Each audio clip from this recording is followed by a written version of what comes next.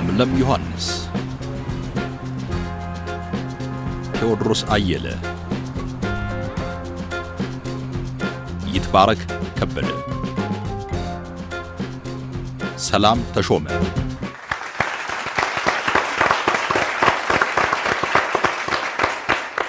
ሰላም ጤና ይስጥልን ተመልካቾቻችን፣ እንዴት ናችሁ? ማምሻችን ጀምሯል። በዚህ ሳምንት የተለያየ የሰውነት ቅርጽ እያየን ነበር አይደል? ደህና ነሽ? ሰላም ደህና ናችሁ? ለኦዲየንሶቻችንና ይሄን እንደ ሂስ ወስጄዋለሁ፣ ተቀብዬዋለሁ። ዋጫት እንዴት ናችሁ? ሳምንታችሁ እንዴት ነበር? ጥሩ ነበር። የሄኖክን የተዋናይን ሄኖክን ፎቶዎች አላያችሁ? ምንድነው የሰውነት ለውጥ ዝም የምትሉት? የሰሞኑ መነጋገሪያ እሱ ሆኗል። ምክንያቱም ደግሞ እሱ ከዚህ በፊትም ይታወቃል ሰውነቱን ለተለያዩ ፊልሞች የተለያየ ቅርጽ በማስያዝ የሚታወቅ ሰው እንደውም ካሚሊየን ይባላል። ሰውነቱ እንደፈለገ የሚቀያየረው እና በጣም ምርጥ ከሚባሉ ሰውነታቸው ላይ ምንድነው በጀት መድበው ይሰሩባቸዋል ከሚባሉ ተዋናዮች አንዱ ነውና በጣም በሚደንቅ ሁኔታ የሄኖክ ሰውነት ለውጥ አነጋጋሪ ሆኗል። እንደውም ከስራው በፊት ወይም በስራው መሀል ያገኙ ሰዎች ታሟል ብለው ሊያስቡ ይችላሉ። እኔም ጭምር አግኝቼው ነበር በመሀል በአንድ ጉዳይ። ከዛ በጣም እኔ አስደንግጦኛል የምር እና ለሰዎች ሁሉ ነግሬያለሁ። ኧረ ምን ሆኖ ነው ምናምን ብዬና በሚገርም ሁኔታ ነው የተለወጠው። አገዲት በዚህ ጋር እንዳትረሳ ማለት የሰውነት ለውጥ ምናምን ሲባል እኔም ትንሽ እየሰራው ነው ለፋይቱ ማለት ነው። እሱ እንዳይረሳ ማናጀሩን ገና አላገኘም። ሳምንት ሆነ እንደ ማናጀር ከየት ነው የሚመጣው? ግን ሌሎች ጉዳዮች አሉበት አይደለም እኮ ከየት ነው የሚመጣው እሱ ማናጀር? ወይ ተቀበል ወይ አትቀበል። የፋይቱ ጥሪን አልተቀበልኩም። እኔ ማናጀሬ አላማከርኩትም። ታዋቂ ሰዎችን ማኔጅ ስለሚያደርግ እዚህ ሀገር ውስጥ የለም። እሺ የሄኖክ ብቻ ግን አይመስለኝም። ከዚህ በፊትም እኮ ግሩም ኤርሚያስም እንደዚህ ለፊልም ብለው በጣም ኪሎ ቀንሰው መነጋገሪያ ሆነው ነበረ። የሙያ መሰጠት ይመስለኛል ይሄ ለሙያቸው የሚከፍሉት ዋጋ። ያው እየሰራ ያለው ሄኖክ ፊልም እንዲያውም ብዙ ውጣ ውረዶች አሉት አይደል? ሂደቱን በተለያየ መንገድ ሲያነሳው ግን ከዛ ከገንዘብና ከተለያየ ውጣ ውረዶች ጎን ለጎን ደግሞ ራሱ ላይ ያመጣው ለውጥ በጣም ብዙ ሰዎችን እንዲደነግጡ አድርጓል። ግን እኔ በጣም አድንቄዋለሁ። ኢንቨስት አድርገሽ ነው መቀነስ በራሱ እንዲሁ አይመጣም። ከራስሽ ጋር የሚጋጭ ነገር አለ። ይሄን ነገር ሪስክ ወስጄ ልስራውና እንደዚህ አይነት ተዋናያንን ስታይ ማድነቅ ግድ ይልሻል። ኢትዮጵያ ውስጥ ከቆጠርን እንደዚህ አይነት ተዋናያን ራሳቸውን ለጥበቡ የሚሰጡ እውነት ለመናገር በቁጥር ሊያንሱብን ይችላል። ሂስ እየሰጠ ነው ቴዲ። ገባውበት ወደ ዛሬ ጉዳያችን ለሜካፕ ማለፍ አይቻልም ነበር ብለው ያሉ አሉ። አንድ ሰው ግን ወደ ዛሬ ጉዳያችን እንግባ። ተመልካቾቻችን የዛሬ የማምሻ ጉዳያችን ኪነ ጥበብ ላይ ስለሚሰጡ ሂሶች እናነሳለን። ሙዚቃ ላይ፣ ቲያትር ላይ፣ መጽሐፍ ላይ አስተያየት ማንኛውም ሰው የሚመለከት ሰው አስተያየት ይሰጣል። ከዛ ላቅ ባለ መልኩ ደግሞ ሙያ አድርገው የያዙት ሰዎች አሉ። ስለ ሂስ ነው የምንነጋገረውና ሂስ ደግሞ ያሳድጋል ብሎ ይቦክሳል። አንዳንዶቹንም ይሰብራል ነው የሚያሳድገው። ኦኬ የማናጀሩን ሂስ ተቀብሎ ነው እንደፈራው። አስተያየት ላይ እንዴት ናችሁ?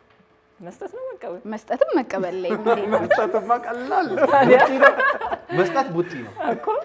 በጣም ሂስና አስተያየት እንግዲህ የሆነ ነገር አለ ማለት ነው። የተሰራ ነገር ያ እንዲቃናም እንዲበላሽም የሚያደርግ ነው ብዬ አስባለሁ። ሂስ መቼ ማለት በበጎም በኔጌቲቭም ሊሄድ ይችላል። ግን እኛ ፋና ምን ሰራ የሞተ ውሻ ማንም ይደበድበዋል ያለ ነው። አስተያየት ምን ነው ወሬ ሁሉ ከደበደብ ጋር ሆነ እና በተለይ ፋና ለሚሰራ ሰው ሂስና አስተያየት ብርቅ አይደለም ብዬ በጣም 100% መናገር እችላለሁ። የጋዜጠኝነት ስራ ላይ ላለን ሰዎች በጣም ሂስ የሚያጎለበት ከድሮም ከሬዲዮም ስንመጣ አሁን ፋና ላይ ያለው ባህል ብዙ ሚዲያ ላይ እንዲያውም እንደተሞክሮ ይወሰዳል አይደል? የመዝናኛም ይሁን የምንም ፕሮግራም ከሄደ በኋላ እሺ ተብሎ ሰኞ ቁጭ ተብሎ ሂስን ትውጣለህ፣ ልክ ካልሆነ ደግሞ መልስን ትሰጣለህና በጣም የሚያሳድግ ሰዎች የሚቀይር የሚለውጥ ነው ብዬ አስባለሁ። እና ምክንያታዊ ከሆነ ምንም ኢንቴንሽን ከሌለው ስሜታዊ ካልሆነ የሚሰጠው አስተያየት በጣም መቀበል የሚጠቅም እና እኔም እንደዛ ነኝ ብዬ አስባለሁ። ለመስጠትም ምንም ወደኋላ አልልም። እንደምታውቁት ቴዲ ህይወትህና አስተያየት ህይወቴና አስተያየት ደህና ናቸው። እንዴት ነው አስተያየት ላይ? እንደው ለሊ ስለ ጋዜጠኝነቱ ስላነሳች ነው ሁላችንም ይሄ የመጀመሪያ ብለን የሰራናቸውን ስራዎች ካየን በሰዓቱ የተሰጡን አስተያየቶች ምናልባት ተቀብለ ነው ወይ ቆርቆሮ ከብዶ ሊሆን ይችላል የመጀመሪያ ስንሰራ። አሁን ግን ከስንት ዓመት በኋላ ሄደን ብናይ እንዴ ይሄን ምን ስል ነው የሰራሁት ያለሽ እዚህ ያደረሰሽ በየቀኑ የሚሰጥሽ አስተያየት አለ። ምናልባት ነገ ደግሞ ብዙ ሌላ ትልቅ ቦታ ሊደርሽ ትችያለሽ እና አንቺንም አስተያየት የሚሰጥሻል። ያ እየሰራሽ አስተያየትም ማያልቅም ስራም ማያልቅም። በቀን ተገንብተሽ የሆነ ቦታ ላይ ነገር ልታገኝ እዛም ስትደርሺ ግን አስተያየት አለ። አስተያየት የሌለበት ቦታ የለም። ወደ ፖለቲካውን ብትመጪ ፖለቲካው ራሱ ሲተነተን ምን ሲል ከአስተያየት ይነሳል። እያንዳንዱ ነገር በአስተያየት ነው የሚያልፈው እና አንቺን የሆነ ነገር ካልተገመገምሽበት የሆነ ነገር አስተያየት ካልተሰጠ ሂስም ካልተደረገ ምንም ነገር እድገት የለውም ማለት ነው። የምትገነቢው በአስተያየት በሚሰጡሽ ሂሶች ነውና ግን ሙያና ሙያዊ ከሆነ ያንን መቀበል ግዴታችን ነው። ያን እንቀበላለን። ያው ሙያው ላይ ማንኛውም ሰው አስተያየት ይሰጣል። በየትኛውም ሙያ ዘርፍ ብንሆን አብረውን የሚሰሩት ባልደረቦች አስተያየት ይሰጡናል፣ አለቆቻችን አስተያየት ይሰጣሉ፣ ምርታችንን የሚጠቀም ሰው አስተያየት ይሰጣል። ግን ህይወት ላይ አስተያየትን ነው እኔ ደግሞ መስማት የምፈልገው። ይትቤ መቀበል ይቀላል ይመስለኛል። የሚሰጡኝን አስተያየቶች ወይ መቀበል ይቀለኛል መሰለኝ። ይሄ ሰጥቶ ተችቶ ወይም ደግሞ አስተያየት ሰጥቶ ሰው ላለማስቀየም በጣም ከሚፈሩት ወገን ነኝ። ዋው ድሮ ለመስጠት ይቀለኛል፣ ለመስማት ብዙ ትዕግስት ላይኖረኝ ይችላል። በሆነ ጊዜ በኋላ ያለኝ ስሪት ግን አሁን ለመስማት ችግር የለብኝም የሚሆነኝን ወስዳለሁ ምናምን ብዬ ተዋለሁ። ለመስጠት ግን በጣም ፈራለሁ። ሰው ሆደ ባሻ ሆኗል መሰለኝ። ደግሞ አንድ ነገር ስትናገሪ ወርፋት ይበዛልና አሁን ላይ መስማት ይቀላል። ሊመጣል ይሻላል። ግን እንደው በቀላሉ ለምሳሌ እኔ እናንተ በዚህ ገብስማችን ስንት አስተያየት ነው የምንቀበለው? የሚያምር ነው ነው ተቀበው የሚያምር ነው። አዎ ይልሽ ቀለም አትቀበው። እኔ ተቀብዩ ደስ ብሎኝ ነው አይደል? እኔ ቀለም ተቀባው የሚለኝ ካለም ደስ አይለኝም። ግን ቀለም ተቀባው ካጎሳቆለ ይሄ አስተያየት ተቆረጠው፣ አረጀ፣ አሳድገው፣ አረጀ አንሼ ነው። አስተያየት በየትኛውም መልኩ የሚቀር ጉዳይ አይደለም። ግን ወደ ዛሬው ጉዳያችን ስንመጣ በተለይ የጥበብ ስራዎች ላይ ብዙ አስተያየት ይሰጣል።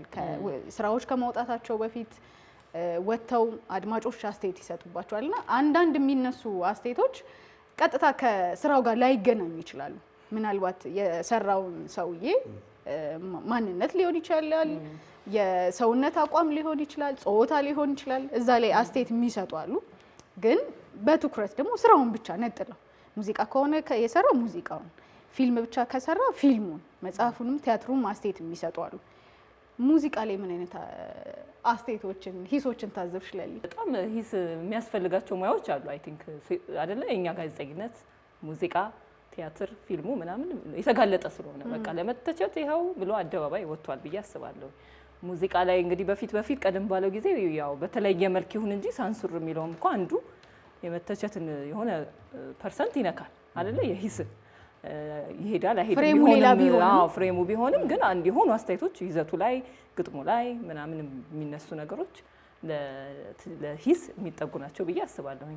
እኛ የምናስታውሳቸው ጊዜዎች ግን ሬዲዮ ላይ በተለይ የጣዕም ልኬትን እኔ በጣም ብዙ ጊዜ አነሳዋለሁ። የጣዕም ልኬት ሬዲዮ ፕሮግራም ቴዎድሮስ ጸጋዬ፣ አብርሃም እና ሰርጸ የሚሰሩት የነበረው ፕሮግራም በቃ ሂስ በሙዚቃ ላይ እንደሱ እኔ ትዝ አይለኝም።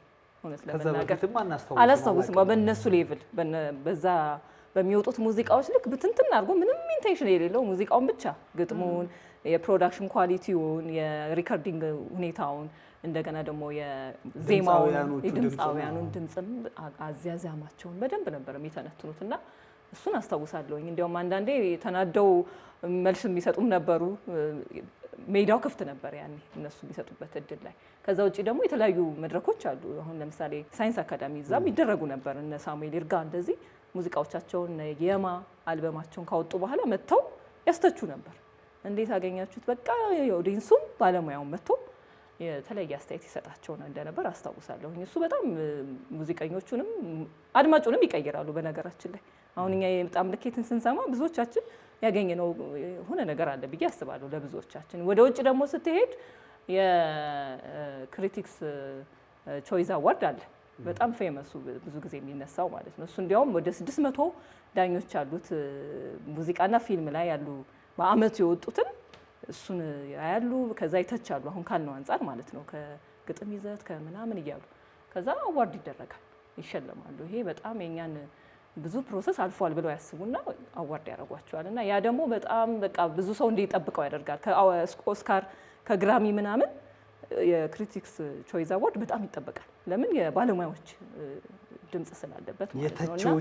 የተቾቹ ምኑን መረጡ ምኑን ወደዱት የሚለው ነገር ኦዲየንሱንም ባለሙያውንም እንዲጠብቅ ያደርገዋል። እና የሙያው ላይ ያለው ተጽዕኖ በጣም ይገርመኛል፣ እንዴት እንደሚያዳብረው እንደሚቀይረው እንኳን ባለሙያውን የሚያደምጠውን ጭምር ማለት ነው። መጽሐፍ ላይ ምን አይነት ቴዲ?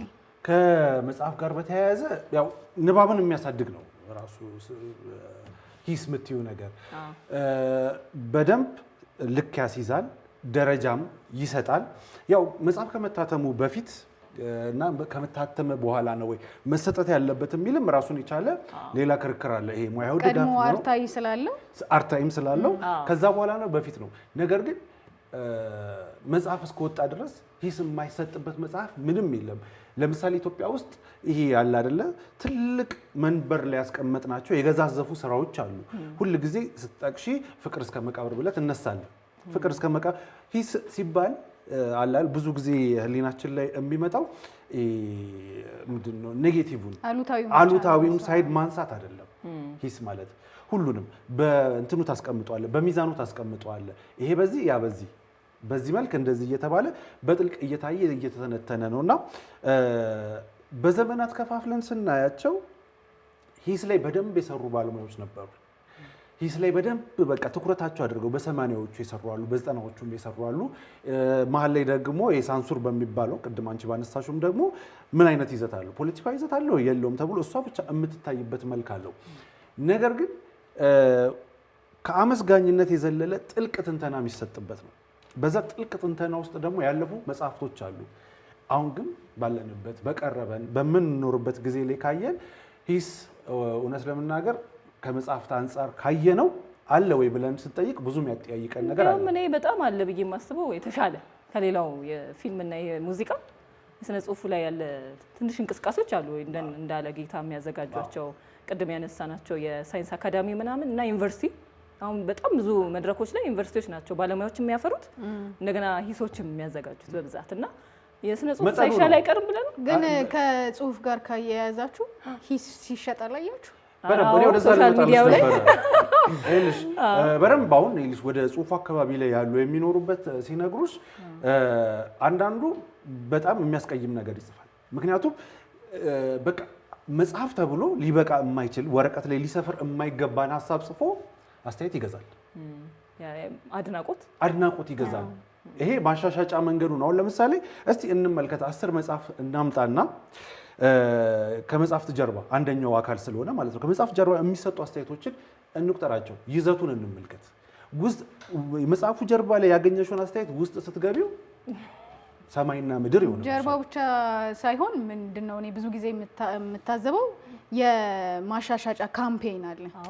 የሆነ ጊዜ ላይ ሁሉም ሶሻል ሚዲያ ላይ አንድ አይነት የመጽሐፍ ገጽ ልታዩ ትችላላችሁና ሁለት ሶስት የገጠመኝ ገሌማ ከጠቆመው በጣም ቆንጆ መጽሐፍ ይሆናል እነንትናማ ከጻፉለት ይሄ መጽሐፍ ምርጥ ይሆናል ብዬ ገዝቼ እርም ከዚህ በኋላ በትውውቅ መሆኑን አላወቅሽ።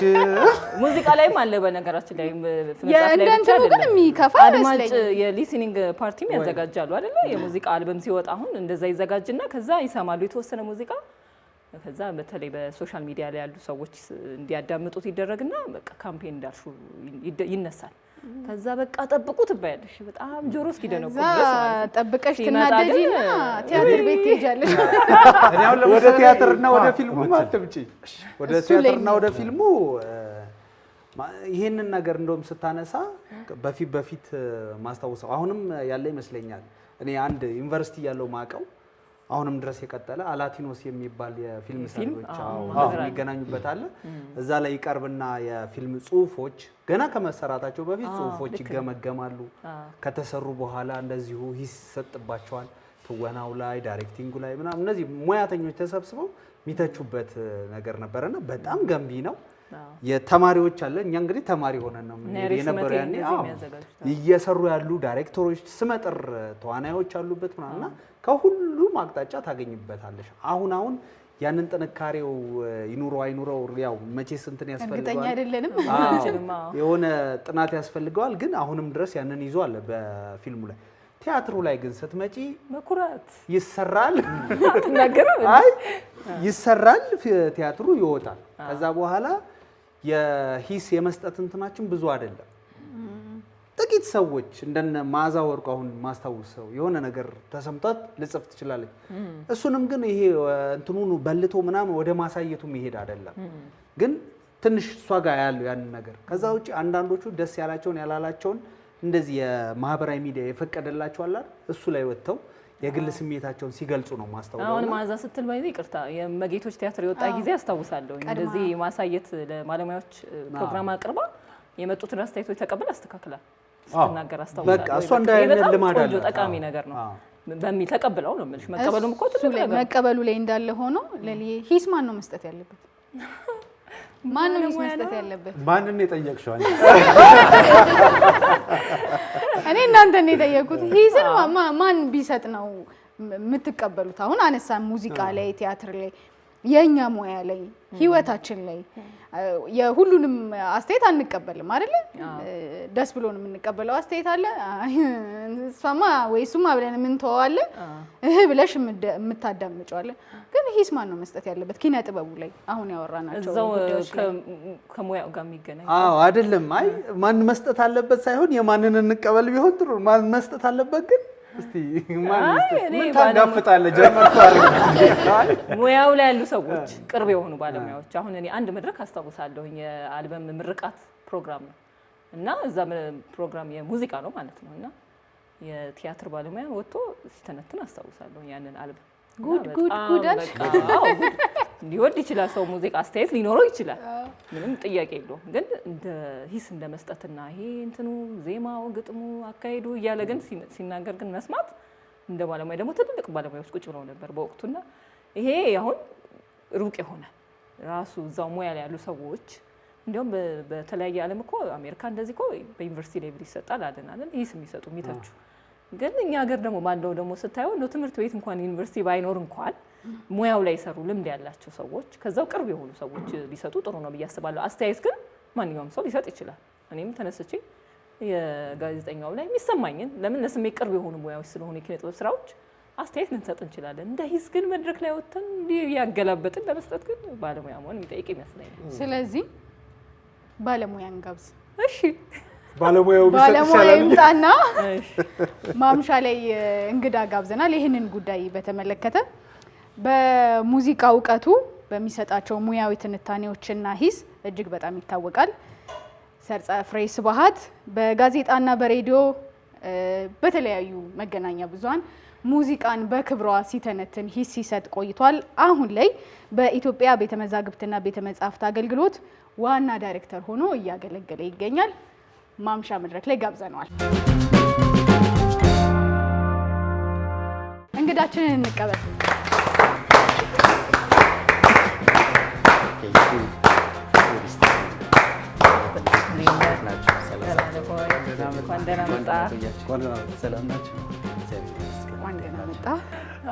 አንድ ለአራት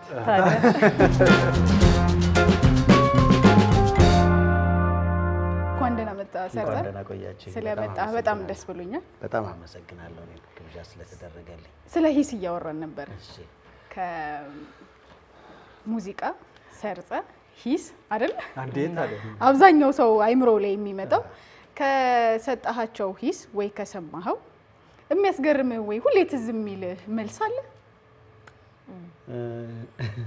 ብዙ ያጋጥማል እሱማ ኢትዮጵያን አይዶል ለምሳሌ እንደ ሂስ መድረክ ካያችሁት በጣም ብዙ የሚያስቁ ጉዳዮች ነበሩት በውስጡ በአጋጣሚም አንድ ትልቅ ሰው ጋር ተገናኝተን ምን ይሁን ብላችሁ ነው ትምህርት ቤት ሳትከፍቱላቸው ቮካል ሳታስተምሯቸው እንደዚህ አይነት ማገጣበር ምን የሚባል ነው ጥላሁን ገሰሰን እኮ እኛ ስለፈቀድንለት ነው ጥሩ ዘፋኝ ሆነው እንጂ እንደናንተ ብን አስፈራራው ኖሮ ጥሩ ዘፋኝ ያሉኝ ሰው ያሉና ወይ ከነቀፋ ጋር ያያዛል ሂስ ራሱ ስሙ ያስፈራል መሰለኝ አይደለ እንደሱ ያለ ነገር አለውና ያው ትችት አይጠፋም። አይጠፋም። ብዙ ጊዜ እንግዲህ ያው እኛ ስናነሳ ነበረ ቀደም ብለን ስንወያይና እኛ ሀገር ያሉ ልምዶችን ጥቂት ስናነሳ ነበረ። በጣም ልኬትን ስንጠቅስ ነበር። ይገርማል። ግን አሁን ያለውን ሂደት አሁን ያለበትን ሁኔታ ደግሞ ትንሽ ከቀደም ካለው ጊዜ ጋር እያነጻጸርክ አለ ለመሆኑ ልትል ትችላለህ? አላውቅም። እንዴት አይነት ሁኔታ ላይ ነው ያለው ሀገራችን በተለይ ኪነ ጥበቡ ላይ? አዎ የሁሉንም አይነት የኪነ ጥበብ አይነቶች ካየን በጣም ትልቁ ጉድለት የሚባለው ሂስ ነው። ሂስ ማለት ለስነ ጥበቡ ከስነ ጥበቡ ከራሱ የሚወሰድ ክትባት ነው የሚሉት። እንደ ቫክሲን ተወስደው አይደለ የሞተውን ሴል ወስደው አሳድገው አይደል እንደገና አንቲቦዲ ዴቨሎፕ እንዲያደርግ ሰውየው የሚያደርጉት በዛ ነው ላቦራቶሪ ውስጥ። ሂስ ማለት ከዛ ልክ የዚህ አይነት ዘዴ ነው። ወይም ደግሞ በሌላ ቋንቋ ምን ይሉታል? በሁለት መስመሮች በተጻፉ መስመሮች መካከል ያልተጻፈውን ሶስተኛ መስመር የሚያዋልደው ሀያሲ ነው ይላሉ። ይሄ ጠቀሜታ በጣም አለ። ይሄንን ዋጋ የሚያውቁት የሚመስሉኝ እኔ በብዛት የስነ ጽሁፍ ሰዎች ናቸው። ስነ ጽሁፍ ውስጥ ትምህርት ቤቱም ላይ ሄዳችሁ ብታዩ የስነ ጽሁፍ ትምህርት ቤት የሂስ ባህሉ አለ። እንደውም ክሪቲሲዝም የሚማሩ ነው የሚመስሉት። በጣም ሲወጡም ጥሩ ሀያሲያን ይወጣሉ። ከትምህርት ቤትም የሚጽፏቸው ወረቀቶች ወደ ሂስነት ያደላሉ። እስቲ መመረቂያ ጽሁፎቻቸው ምናቸው እያቸው ወደ አናሊቲካል ወይም ትንታኔያዊ የሆኑ ግን ወደ ሂስነት የሚያደሉ ኢንተርፕሪቴሽንስ ታያላቸው። ስዕሉና ሙዚቃው በዚህ የታደለ አይመስለኝም። እድለኛ አይደለም። የሂስ ትምህርቱም የለም። ለሂስ ትምህርት የሚያበቃ የኮንተንት የፎርም አናሊሲስ ኮርሶች አሉ። እነሱን ግን ሀያሲ ይሆንበታል ብሎ ፕራክቲስ የሚያደርገው ሰው ግን አታገኙም። ወይም ደግሞ ሀያሲነት ምንም ገቢ የለውም። ባጭሩ ምንም ሀያሲ ምን ያገኛል? ማን ይከፍለዋል? ሀያሲ የሚባል የስራ ቅጥር ማስታወቂያ አይታችሁ ታውቃላችሁ? የለም። ስለዚህ ሀያሲ ምንም እጠቀማለሁ ብሎ አያስብም። በሁለተኛ ደረጃ ደግሞ ሀያሲ ራሱ ፕራክቲሽነር ለመሆን ፍላጎት ካለው እንዴ በምተቸው ቱል እኔው ራሴ ብተችስ ብሎ ይፈራና ኢንቮልቭ አያደርግም። ይፈራል፣ ፍርሃት አለው።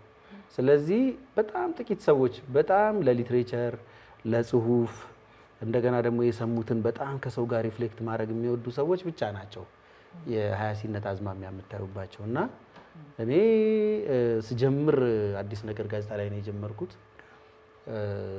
ብቻዬን ነበርኩና ፎርማት ነበር ያጣሁት። መጀመሪያ ከኔ በፊት የተጻፉ ሂስ የሚመስሉ ጽሁፎችን ሄጄ ሳይ የነ ማዕረጉ በዛብህን የጳውሎስ ኞኞ በጣም ሻርፕ ነበረ።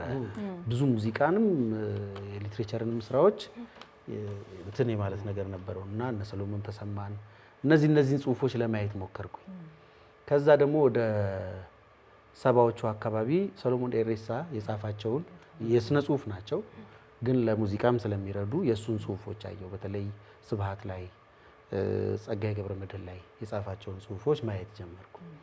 ከዛ በጣም የሚገርማችሁ የውጭዎቹ ናቸው እኔም በጣም ይረዱ። ቼልሲ የምትባል በዓለም ደረጃ የምትታወቅ ሀያሲ ያለች የእሷ ፎርማት እኔን ረዳኝ። አዲስ ነገር ላይ ጽፍበት የነበረው ቅርጽ በእርግጥ አዳፕቴሽን ነው። ሙዚቃውን፣ ፎርሙን፣ ኮንቴንቱን ከዛ ማተሩ ወይም የተሰራበትን ቅርጽ የያዘበትን የገዘፈበትን ቴክኖሎጂውንም ጭምር ፕሮዳክሽኑንም ጭምር ማየት የሚባለውን ነገር ተማርኩበት ማለት ነው። ስለዚህ ዝም ብዬ ግን ከጎን እኔን የሚከተል ሰው አለ የለም ብላችሁ እንትን ትላላችሁ አይደል? ራሴ እንደ ጀማሪ ልቁጠረውና ማለት ነው። በእርግጥ ጀማሪ አይደለሁም ግን በጊዜው እኔ ብቻ ነበርኩ እና ዱላው ምኑ የዛ ጊዜ በበርስ የሚጽፉ አጩሌ ምናምን ይባሉ ነበር። አታስታውሱ? መጽሔቶቹን ብታያቸው በጣም ደስ ይለኛል። አጩሌ ያው ከርዕሱ ጀምሮ የሚያጮል ጽሁፍ ነው። አታስታውሱ? እና እነሱ የሚያዩዋቸው አልበሞች ምናምን እኔም ማያቸው ነበር። ግን አዲስ ነገር ላይ እኛ ያወጣነው አንድ እኔ ያወጣሁት ልበል እሱን እነሱም ደግፈውኛል አዘጋጆቹ መስፈርት ነበር። ምንድነው 70% በስራው ጥንካሬ ካላመንኩበት ለሂስ አላቀርበው። ቀሪዋን 30% ብቻ ነው ኮሜንት ማድረግ። መጀመሪያ 70% ጥሩ ስራ መሆን አለበት። ለመተቸት ስታንዳርድ አወጣህ ማለት አዎ። ስለዚህ ዝም ብሎ ተራው ምናምን በፍጹም እዛ ላይ ስሙን እንኳን ከጻፍኩት በቃ ጥሩ ስራ ነው ማለት። ስለዚህ ደግሞ የሚሆነው እንደሱ ነው። ጥሩ ስራ ነው ሂስ የሚደረገው እንጂ ወርዝ ማያረግ ምንም እዛ ሌቭል ላይ ያልደረሰ ነገር ምን ማነጻጸሪያ ይሆናል? ምኑን ልታሟሉ ትጽፉታላችሁ? ቢሆን ነው አይደለ? አንድ ይሄን ደግሞ ቢጨመርበት ኖሮ ብላችሁ እኮ ቁጭት ነው የምታሟሉት አይደለ? ምኑን ታሟሉታላችሁ? የአስቴርን ለመተጻፈውን አስታውሳለሁ።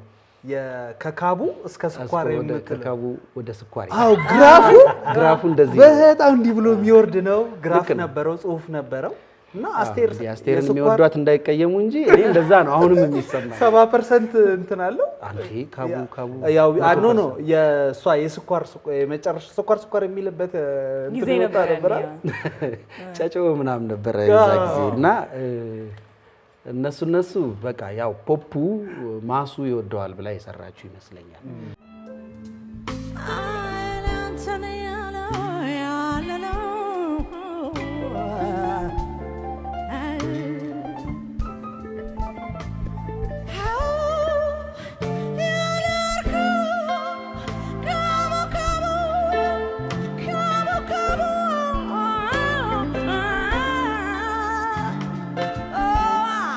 ካቡ ትንሽ ኢንተርናሽናል ሌቭል ነው።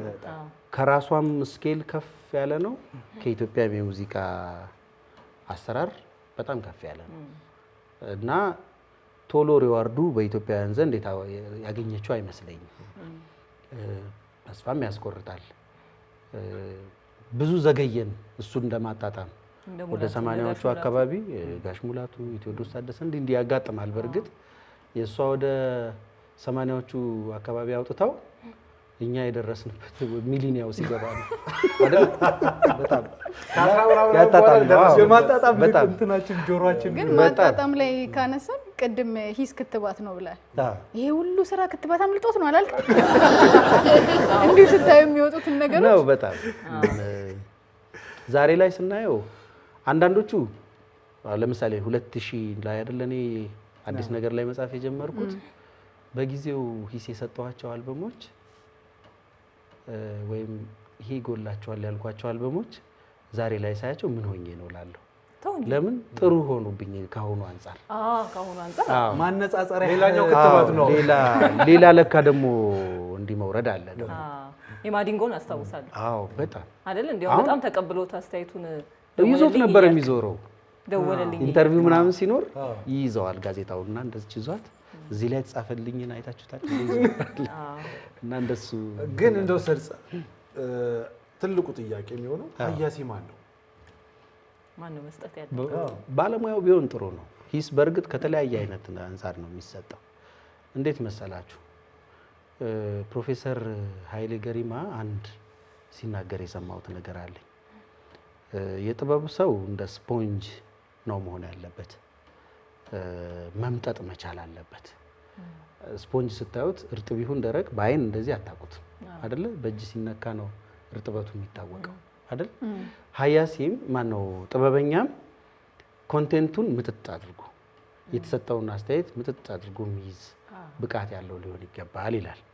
ሁለተኛው ሀያሲ ማን ነው የሚለው ላይ ሲመጣ አይ በተፈጥሮ ሂስ ውስጣችን አለ ኢንቴንት ነው ይላል። ለምሳሌ የእናታችን ሽሮ ሲቀርብልን አልጣመኝም እንላለን። ምን ጎሎት ተብለን ብንጠየቅ ይሄ ነው አንልም። ግን በቃ ምላሳችን አንድ ነገር ግን ያውቃል። እሱም የሚጥምና የማይጥም በጣም ይችን ብቻ ክራይቴሪያ ያውቃል። ይሄ ልክ አርት ውስጥ የሚሆነው ቦታው ድርሻው ይላል።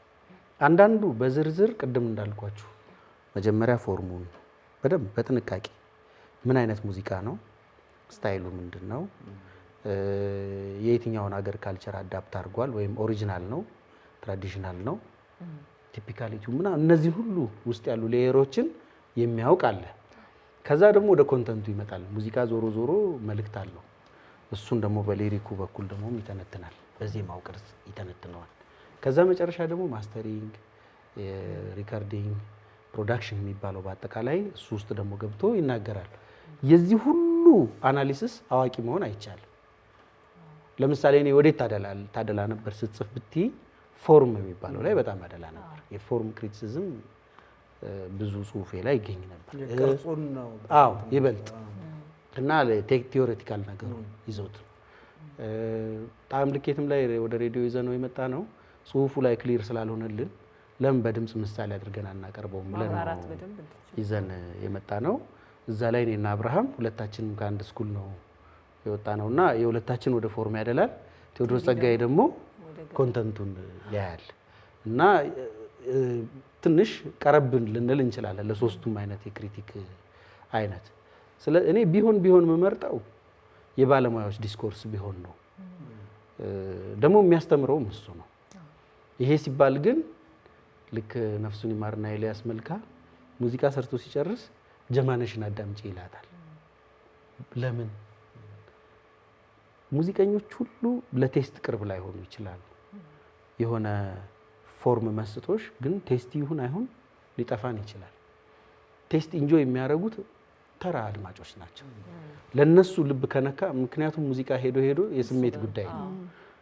እሷ ጋር የሆነ ነገር ከፈጠረ በቃ ሌላውን ሁሉ እንደሚነካ በእሷ ቴስት ያደርጋል ማለት ነው። ለሱ መመልከቻ ነበረች እሷ እንደ መስታወት እንትን ይላል። ስዕልንም ምንም ስዕል የማያውቅ ሰው ቢያየው ይሻላል ይባላል አይደል? እና እንደዚሁ ሁለቱም ያስፈልጋሉ ነው የምለው። ለዚህ ነው አነዋሪ አደንጓሪ ምናምን ይባላል። አልሰማችሁትም? አንድ ሰሪ 50 አነዋሪ 50 አደንጓሪ ነው እንደዚህ የሚባል ነገር አለ። ከዳር ቆሞ አረ ምሰሶ ወደዚህ ተንጋዷል የሚሉ ሰዎች እነሱ አይሰሩትም፣ ግን እንደሱ የሚሉ ሰዎች ያስፈልጋሉ ህንፃውን ለማቆም ይባላል። እና እኔ ሀያሲ ማን ነው አትሊስት የሙያው ቤዚክ ነገር እውቀት ያለው እሱን ራሱን እንደዛ የሚያቀርብ፣ ሁለተኛ የሙሉ ጊዜ ዴዲኬሽን ያለው ንጽጽር የሚችል እና ደግሞ ርቱ አንደበት ያስፈልጋል። ማብራራት አሁን ለምሳሌ ጉድለት መንቀስ ብቻ የሚመስላቸው ሰዎች አሉ። አልሰማችሁትም እንጂ ይሄ ሙዚቃ እኮ እንዲህ አይነት ኳሊቲ አለው ብሎ ኳሊቲውን ፈጽሞ ባልተገመተ ሁኔታ ማብራራትም ነው። ኢንተርፕሪቴሽን ማዋለድ፣ ትርጉም ማዋለድ እሱ ነው የሀያሲ ስራና እነዚህን ሁሉ ማሟላት መቼም ከበድ የሚል ይመስለኛል። ክሪኤተር መሆን የሚቀል ይመስለኛል ሀያሲ ከመሆን። ከሁሉም አቅጣጫ ያስፈልጋል እንደማለት ነው። በጣም እኔ ሰርጠን ሳገኘው ወይም ስንተዋወቅ ያኔ ዩኒቨርሲቲ እያለን የትዝ ካለ ያሬዳዊ አቋቋምና የሙዚቃ ስልቶች ላይ ጽሁፍ እያዘጋጀን ነበርና እሱ ደግሞ ብዙ ጽሁፎችን ሰርቶ እንደውም በዓለም አቀፍ ሚዲያም ላይ አቅርበኸው ያኔ ከዛ በኋላ ነበር የተገናኘ ነውና እኛ ስለ ሙዚቃ ልንጠይቀው ሄደን ስለ ቲያትር ያለኝ ነገር እስካሁን አለ አእምሮዬ ውስጥ። ማለት እናንተ እኮ ትገርማላችሁ አለኝ። ማለት ቲያትረኛ ማለት የራሱን መልክ እንዲዞሩ የሚያይ ነው አለ እና እኔ በዛው ወቅት አልገባኝም። በኋላ ነው እንትን ያልኩት የመጣሁትና ራስን ማየት እንደዚህ ዞሮ በጣም ይከብዳል እና ሙዚቃ ላይ ብቻ ሳይሆን ሌሎችም ዘርፎች ላይ እንደዚህ የማየትህን ወይም ደግሞ የምትገልጽበት መንገድ በጣም ነው የሚያስገርመኝና ነው ደግሞ ኢንተርዲሲፕሊነሪ። ሌላው አሁን ቆንጆ ነገር አመጣ ሀያሲ ኢንተርዲሲፕሊነሪ ኖሌጅ ቢኖረው በጣም ጥሩ ነው። ለምሳሌ በሳውንድ ልገልጸው ያልቻልኩትን ነገር በቀለም አርጌ ባመጣው ቀለም ለብዙ ሰው ቅርብ ስለሆነ ለእይታ በደንብ ሴንስ ያደርገዋል። ግን ሁለቱን የሚያዋህደውን መንገድ ግን ማወቅ አለበት። ይሄን ለማወቅ በዛኛውን በኩል ያሉ ዲስኮርሶችን ዲስከርሲቭ ዲስኮርስስ ማወቅ ያስፈልገዋል። እሱ ነው ሀያሲ የሚያሰኝ። ከሊትሬቸር ተነጥሎ አንድ ሙዚቃ ሂስ እሰጣለሁ የሚል ሰው ውጤት ያመጣል ብዬ ነው ያላምን። አለዛ የዘመን መንፈስ ይሸሸዋል። ለምሳሌ የውቤ በረሃም ሙዚቃዎች ለመረዳት የአራዳ ሙዚቃዎችን በደንብ የስብሐት ገብረ እግዚአብሔርን ስነ ጽሁፍ ማንበብ ጠቃሚ ነው፣ ብዙ ነገር ስለሚሰጥ። ከዛ ጋር እየተዋሃደ የሚገለጸው ነገር በጣም ሳይንስ የሚሰጥ ቁም ነገር ያመጣል ብዬ አምናለሁ። እንደው በ1870ዎቹ 80ዎቹ ጀምሮ ይመስለኛል በአውሮፓ አካባቢ ሙዚቃ ላይ ሂስ መሰጠት የለበትም አለበት የሚል ክርክር እንደነበረ የሆነ ጊዜ አንብቤ ነበርና ሙዚቃን ማነጻጸሪያ የላትም ይላሉ። ስዕል ወይም ደግሞ የሆነ ቲያትር ፊልም ከእውነታው ዓለም ጋር ሊነጻጸር ይችላል፣ ሙዚቃ ግን ወደ ውስጥ የሚገባ ስሜት ስለሆነ የሚል ነገር አንብቤ ነበር። ፊልሙም ላይ ቲያትሩም ላይ አንተ ስታይ እንደው ሂስ መሰጠት አለበት የለበትም ብለህ መከፋፍሉ የጥበብ ዘርፋል አስተያየት ክርክር አለ ሁልጊዜም የሂስ ጉዳይ እንደውም ጭራሽ ቦታ ሊኖረው አይገባም የሚሉም ሰዎች አሉ። ሂስ ሁልጊዜ ፎርም እየተከተለ የሚሄድ ጉዳይ ስለሆነ ልክ ጠቢብ ደግሞ ድፍን በሆነ ጫካ ውስጥ ሳይቀር መንገድ ሰርስሮ የመውጣት ያክል ጉዞ የሚያደርግ ቃታች ነው፣ የሚቃተት ነው። ይሄንን ስሜት አይረዳለትም ሀያሲው የሚፈልገው ምንድነው? ድሮ የሚያውቀው የቀደመ እውቀት አለ። በዚህ እውቀቴ በኩል ከመጣህልኝ ጎበዝ፣ በዚህ እውቀቴ በኩል ካልመጣህና ሌላ ነገር ከፈጠርክ እኔ አልገባኝም፣ ስለዚህ አይረባም ይለዋል ነው። ይሄ ነው የዛ ጊዜ የነበረው ክርክር። ልክ እንደ እንትን ነው ይሄ ሃቢቹዌሽን የሚባል ባዮሎጂ ትምህርት አለ። አንድ ኮርስ አንድ ቶፒክ ነው ወይም ሳብጀክትም ሊሆን ይችላል። የመጀመሪያው ጉንዳን እንደ አዳኝ ጉንዳኖች ሲሄዱ ዝም ብሎ አንደኛው ጉንዳን ኖርማል መንገድ ነው የሚሄደው፣ ስፖቶች እያስቀመጠ መንገዱ እንዳይጠፋው ሲመለስ ወደ መንጋው እንዳይጠፋው ይሄዳል። ከዛ ምግብ ያለበት ቦታ ጋር ይደርሳል፣ እሱ የሚፈልገው ምግብ። ከሱ ወደ ጓደኞቹ ሲመለስ ነጥብ ነጥብ ነጥብ እያደረገ ይመለሳል። ከዛ ምልክት ያውቃሉ እነሱ ምግብ እንዳገኘ። ያን እሱ አስቀምጦት የመጣውን ስፖት ተከትለው ይሄዳሉ። ከዛ ያ መንገድ ጉንዳን የሄደበት መንገድ አይታችኋል። መሀሉ ክፍል ያለ ሀዲድ ነው። መጀመሪያ ግን ያን መንገድ የቀየሰው አንድ ጉንዳን ነው፣ በኋላ አፈንግጦ የወጣው ማለት ነው። የጠቢብ ጉዞ ልክ እንደዛ ነው። ልክ እንደዛ አደን እንደወጣው ጉንዳን ነው፣ በኋላ ግን መንገድ ይሆናል። የመጀመሪያው ሰው የፈጠራት የጥበብ አካሄድ በፍጹም በፎርም በኮንተንት በማተር ቅድም ባልኳችሁ ብትታይ ምንም ላትሆን ትችላለች። ልክም ላይ መስል ይችላል። ማመጽ ሁሉ አብሮት አቫንጋርዲዝም ይባላል አይደለም፣ ሊኖር ይችላል። የስንኝን ቅርጽ፣ የቤት ምትን ጉዳይ፣ የአፍታን ጉዳይ እነዚህን ሁሉ ሊያፈራርስ ይችላል። አፈራርሶ ግን የሚጥም አንድ ቃና ካገኘ ሀያሲው ሊያውቅ የሚገባው ቃና ተገኝቷል ወይስ አልተገኘም ነው። የፎርም ብቻ የፕሪዝን እዚህ ፕሪዝን ውስጥ ግባልኝ ከሆነ ሀያሲው ራሱ ችግር አለበት ነው። ስለዚህ ሀያሲ እንደውም በጣም ለአዲስ ነገሮች እሱም እየቀደመ የሚሄድ የዘመን አዝማሚያ የሚያይ ምናምን መሆን አለበት። ስለዚህ ክብደቱ ክብደት አያክል ወደ በኋላ እየገባሽ ሲሄድ ጭራሽ እየተወሽ ነው የምትሄጂው። ይቅርብኝ ይሄ ነገር ነው ማሄሱን ራሱ መቼ ነው መስጠት ያለብን? ሰርጸ እንትኑ የጥበብ ስራዎች አብዛኛው ቀድሞ ለተመልካች ከመድረሱ በፊት የሚያስገመግሙ የሚያሳዩ ሂስ የሚጠይቁ ሰዎች አሉ። አንዳንዴ ደግሞ ከወጣ በኋላ ያየው ባለሙያ አስተያየት ሊሰጥበት ይችላል። ልክ ነው። የትኛው ቢሆን ትመርጣለህ? በስማ እንዴት ምርጥ ጥያቄ እንደጠየቅሽ ደግሞ ምሳሌ ያለው ይገርምሻል። ፋንታሁን ሸዋንቆጮ የሚባል ዘፋኝ ታውቃላችሁ? የእሱን ምሳሌ ልንገራችሁ። ፋንታሁን ከአንድም ሁለት ጊዜ ያየሁትን የሚገርም ነገር ነው የምነግራችሁ። ፋንታሁን ስቱዲዮ ውስጥ እንግዲህ ከ50% በላይ ሰርቶት ሊሆን ይችላል ሙዚቃውን። የድምጫ ሴሽን ያዘጋጅ ነበር። ገና ስቱዲዮ ውስጥ ማስተር አልተደረገም፣ ሚክሲንጉም አላለቀም። ራፍ ሚክሲንግ እንዳለቀ በጣም ትልልቅ ጥሩ ጆሮ አላቸው ብሎ የሚያስባቸውን ሰዎች ጋብዝና ይደመጣል ስራው። ቪዲዮ ተቀምጦ ሬከርደር ተቀምጦ ሰዎች አስተያየት ይሰጣሉ። ይሄ እንዲህ ሆኗል፣ ይሄ እንዲህ ተቀምጧል፣ ይሄ ጎብጧል፣ ይሄ እንትን ብሏል፣ የመሰለውን ሁሉ አስተያየት ይሰጣል። ያን በሙሉ የተቀዳውን ቁጭ ብሎ እሱ እንደገና ኖት እየያዘ እንትን ይልና እንደገና ተመልሶ ስቱዲዮ ይገባል።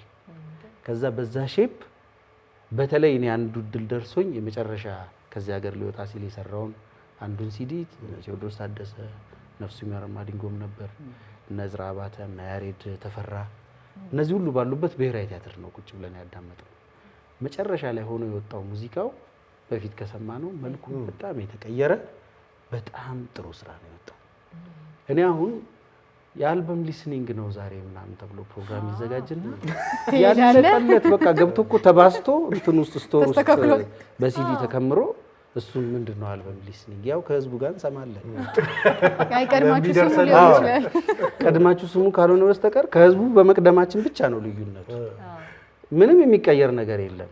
ወይ ለፕሮሞሽን እንዲረዳ ኮንፈርም እንድናረግ ካልሆነ በስተቀር ምንም ለውጥ ለሌለው ነገር ማስተር ላይ አስተያየት ስጡ እንባላለን። ማስተር ላይ እና ትዳር ላይ አስተያየት አይሰጡ ይላሉ ሙዚቀኞች። እንደው ሂስ ላይ አንዳንድ ጊዜ ሰዎች ብዙ ለፍተው የራሳቸው ያለነው ቦታ ላይ ተገኝተው ራሳቸውን ከሚያዳክሩ መዳኛም አንድ መንገድ ነው። ራሳቸው አሁን ለምሳሌ እኔ ማድረሰው አልሞተም ጥልዬ ብሎ የመጣው በጣም የሚገርማችሁ የኔ አሁን የኢትዮጵያን አይዶል ቆይታችንን እርግጠኛ ነኝ እነ አብርሃምም እንደዚሁ የሚሉ ይመስለኛል። ሳየው ድምፃዊዎቹ ላይ ካመጣነው ለውጥ ይልቅ ህዝቡ ጆሮ ላይ የፈጠርነው ለውጥ በጣም ከፍተኛ ነው። ድምፃዊዎቹ ያው የተለመደውን ትሬንድ ይዘው ነው የሚመጡት። ከዛ በላይ ቶሎ ለውጥ እነሱ ላይ መጠበቅ ከባድ ነው። ህዝቡ ግን ልክና ልክ ያልሆነ ከቅኝት መውጣትና ቅኝት ላይ መሆን፣ ምት ላይ መርጋትና አለመርጋት፣ እነዚህ የፈለጋችሁትን ሰው ዛሬ ሄዳችሁ ብትጠይቁ አሁን በደንብ ሴንስ ያደርጋል። እንደዚህ ብሎ ዘርዝሮ ላይ ነግራችሁ ይችላል። የሆነ ጉድለት እንዳለ ግን ያውቃል። ድሮ እኮ የለም። እኔ ምስክር ነኝ። መንሸራተታተል ስለነበር የሂስም ተቀባዩን ደግሞ ብናየው ጥሩ ነው ብዬ አስባለሁ። ቅድም ጠቀስ ያደረግ ነው። አሁን ማዲንጓን ተደጋግመ የምታነሳው አዲስ ነገር ላይ እሱ አልበም ላይ የጻፍክ ጊዜ በጣም ደስ ብሎት ደውሎልህ እንዳገኘው በአካልም ራሱ ስታነሳ አስታውሳለሁኝ እና በጣም ደስ ብሎት እንደው በጣም ምን አይነት ጸባው ዛሬ በጣም ጓደኛ ይሆናል ሀብታሙ ቦጋለና እኔ አሁን በጋዜጣ ሳይቀር እኔ እንኳን ድጋሚ አልጻፍኩም። ኃይለኛ ምልልሶች ከታበታምራት ደስታ አልበም ምክንያት በጣም ተናደደ። እሱ ነበር የሰራው አብዛኛው እሱ ነው ብዙ ነው የሰራው። ከዛ እኔ ታምራት ከዛ በፊት ከነበረው ያዛኛውም ስራው እኮ የሀብታሙ ነው። ሀብታሙ ብዙ ድርሰት አለው እዛ ላይ እና ይሄኛው ትንሽ እንደ መጀመሪያው አይነት ከፍታ ይዞ አልመጣልኝም። እንደውም ነፍሱን ይማረውና ታምራት የዛን ያህል አልተናደደም፣ የሀብታሙን ያህል አልተናደደም እና ጽሁፉ ትንሽ አናደደው እና በሳምንቱ አዲስ አድማስ ላይ ጻፈ እና ኃይለኛ ነው እንትኑ ምቱ። ከዛ በሳምንቱ ቴዎድሮስ ጸጋዬ እሱ ላይ ጻፈ እና ዝም ብለን በቃ እንደፈለግን እንሆን ነው የምትለው ምናምን ብሎ ደግሞ እሱ ጻፈለት። ከዛ ብዙ ጊዜ እንዳረሳው ገባኝ። ሀብታሙ ቅርብ ጊዜ ስንገናኝ ሁሉ ያነሳብኛል እሳቸው እና አንዳንድ እንትኖች እንግዲህ ምናልባት እኔም አልቻልኩበት ይሆናል። ልክ ሼቭ ስታረግ ሳሙና ይቀባና ነው አይደለ የሚለው እኔ በደረቁ ነው መሰለኝ የገባሁበት እና በሱ ምክንያት ይመስለኛል ትንሽ የስሜት መጎዳቶች ምናምን ሊደርስ ይችላል። ግን ደግሞ እያባበሉ ማስተማር ደግሞ የሚባል ነገር ያለ አይመስለኝም። በቃ ልጁ ሀ እያለበት ስነ ስርዓት ሳር ይዞ መማር ካለበት እንደዛ ነው። ያቋራጭ ንገረኝ የሚባል ነገር የለም። ያንን አይቶ የሆነ ሰው ያንን አይቶ ደግሞ የነ አቤ ጉበኛ የነ ዮሐንስ አድማሴን ጊዜ መለሳችሁት የሚል እንትን ነበረው። በስነ ግጥም ይመላለሱ የነበረው ተጫዋቹ የነበረው አዲስ ነገር በጣም አስደናቂ ጋዜጣ ነው። እውነት ዛሬ እንደው ልመስክር ይሄን እድል ካገኘው እንደውም አለቆቼንም ባመሰግናቸው ደስ ይለኛል። ከትምህርት ቤት በኋላ ሌላ ትምህርት ቤቴ እሱ ነበር። እዛ ውስጥ ፊልም ይጻፍበት ነበር። ማስረሻ ማሞ መጽሐፍ፣ በተለይ የታሪክና የፖለቲካ መጽሐፍት ብርሃኑ ደቦች ይጽፍ ነበር። ሂስ ነው እሱ። ዳንኤል ክብረት የማህበራዊ ሂስ ይጽፍ ነበር። እነሱ እኮ ናቸው ተሰብስበው የሁለት ሐውልቶች ወግ ሆኖ የወጣው መጽሐፍ የአዲስ ነገር ጽሁፎቹ ናቸው። በጣም ሶሻል ክሪቲሲዝም በሚጥም እንትን ይጻፍበት ነበር እና አብዛኞቻችን ሂስ ላይ ነበርን ማለት ይቻላል። ፊቸሩንም ካያችሁት ፖለቲካል ኮሜንትሪ ነው፣ በጣም ኃይለኛ ኮሜንትሪ ነው። የሁላችንም በኋላ ኤዲቶሪያል ስንገናኝም የምንተናነጽበት የአነጋገር ዘይቤያችንም የሂስ አይነት ነው። ስለዚህ ጋዜጣዋን በሙሉ ብትጠቀልሏት በፖለቲካ በስነ ጽሁፍ በምን ብሎ ይለያያል እንጂ የሂስ ጋዜጣ ነች። ምን ለውጥ ግን አምጥቷል ትላለህ? እንደው አዲስ ነገርን ብቻ ሳይሆን ሂስ እኛ ሀገር ላይ ኪነ ጥበቡ ላይ እንዲህ አይነት አሁን ኦዲየንሱ ላይ አልክ እንደው ባለሙያው ላይ ምን አይነት ለኪ ይፈልጋል እሱን። አሁን አየሽ ባንዴ ቪውድም ቪወርም መሆን ይከብድ የለ። እኔ አሁን ፓርቲሲፔሽኑ ላይ ስላለው መለካት አልችልም፣ ግን እርግጠኛ ነኝ እኔ ምን ለውጥ መጥቷል መሰለሽ፣ ሚውዚክ ስኩል የሚገቡ ልጆች ቁጥራቸው ጨምሮ ነበር። ግን አንድ ተጽዕኖ ነው፣ አንድ ሪፍሌክሽን ነው። ሚዲያ ላይ ጉዳይ ይዘው የሚሰሩ ልጆች ተፈጥረዋል። በዛው ልክ ደግሞ በውድድራዊ በኮምፒቲሽን መልክ ይሁን እንጂ ብዙ ውድድሮች እኮ መጡ። ያ ባይስብ ኖሮ እርግጠኛ ነኝ እንደ ሪያሊቲ ሾው ተወዶ እንደ ላምሮት አይነት ሾው፣ እንደ አይዶል አይነት፣ እንደ ባላገሩ አይነት ሾዎች ይመጡ ነበር። በጣም ቅርጽ ስለነበረው ነው። ኢንፍሉዌንሱን ይጥቀም ይግዳ፣ ያንጽ ያፍርስ ለኪ ይፈልጋል።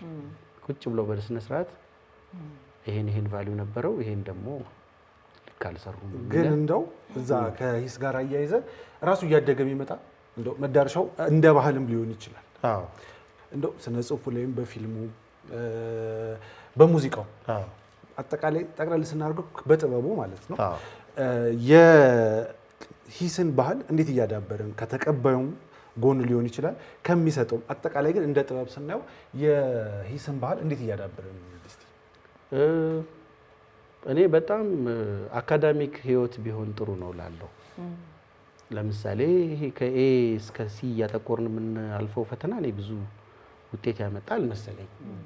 ግን የሆነ ነገር አቅርበን ክላሱ በሙሉ ኮሜንት አድርጎን ከአቀራረባችን እስከ ይዘን እስከመጣ ነው ዋና ፍሬ ሀሳብ ድረስ ብንተች በሚቀጥለው እድገት አለ፣ በሚቀጥለው እድገት አለ፣ በሚቀጥለው እድገት አለ። ግን ሁሌ ምንድነው ያችን እናጠቁራለን፣ ዘንባባ እየሳልን ከዛ ደግሞ የማትሪኩም ያው ነው፣ ዩኒቨርሲቲም ደግሞ ተገብቶ እንደዛው ነው። አንዳንድ ትምህርቶች እንደዛ ያደርጋሉ። ዲፌንድ አድርገው ብቻ የወረቀት ሌላ ፈተና ሳይሰጡ በፕሬዘንቴሽንስ ውጤት ሰጥተው ግሬድ የሚሰጡ አስተማሪዎች እንዳሉ ይታወቃል። በእነሱ የተማሩ ሰዎች ሲያመሰግኗቸው እሰማለሁ። እንደ ትምህርት ካየ ነው ማለት ነው።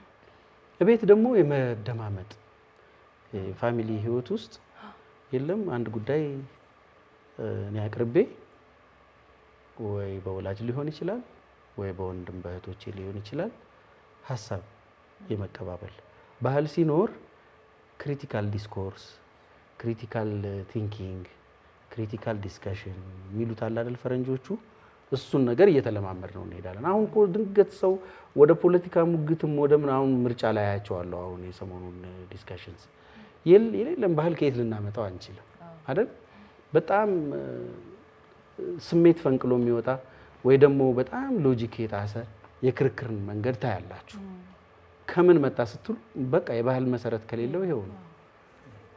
መተቸትም አንወድም። ተሳስተሃል መባል ይከፋናል። በጣም ነው የሚከፋል። እና ደግሞ ሙሉ ህይወታችን የተሰረዘ ነው ይመስለኝ። ለዛች ጉዳይ ብቻ የተሰጠ የላጲስ ማጥፊያ አይመስለንም። ሙሉ ህይወታችን በቃ ኤግዚስተንሳችን የተነካ ነው የሚመስልና በጣም ፐርሰናል እናደርገዋለን። ቁጡ ነን። ከአስተያየት አሰጣጥ ከሂስ ጋር ተያይዞ ቅድም ሼፕ ሲደረግ ብለሃል። አብዛኛው አስተያየቶች ሂሶች ደረቅ ምላጭ ናቸው የሚሉ ሰዎች አሉ።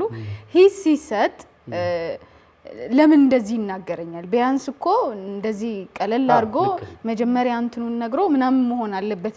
ሂስ እንዴት እንስጥ? አሁን እኛ ሙያ ላይም የትኛው ህይወታችን ላይም ቅድም ያነሳው አለ ሂስ እንዲቀጥታ ነው መሆን ያለበት ወይስ ዝግዛግ አድርገን ነው መስጠት? ምናልባት ከዛ ጋር ከተያያዘም እንደው በጣም ጥሩ ጥያቄ ነው። እሺ አሁን ፖፕስቲክ ነው ብትሉ ፖፕሊዝም ላይ ደርሳቸዋል። በሂስ የፖፕ ካልቸሩን ብለው አምጥተው ይሉትና ያስቀምጡታል። ይሄ ማህበራዊ ሚዲያውን ምኑን ተጠቅሞ ግለሰቦችም ሂስ እየሰጡ ስለሆነ ይላልና አሁን እንዴት እንስጥ? ምናልባት ለግልም ለባለሙያም ለምንም ሊሆን ይችላልና ከዛ ጋር ያይዛ በፊት የነበረውን አሁን ያለውን ብታሳየን። አዎ እንግዲህ በዚህማ በጣም ትችት ውስጥ ያለው ሰው ነኝ ራሴ። ለምን ትንሽ ቆጣ ነበር መሰለኝ። የሺ እንደውም በጣም ሩህሩህ ነገር ነበራት።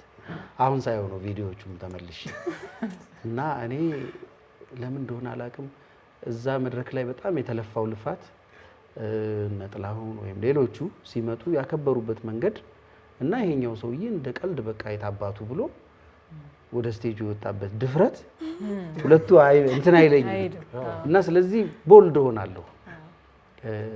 እንደውም ፈለቀት እዚህ ይለኛል አንዴ ትቼው እረኝነቴ ነው ምናምን የሚል አንድ ዘፋኝ መጥቶ አይ እረኝነቱን አትተው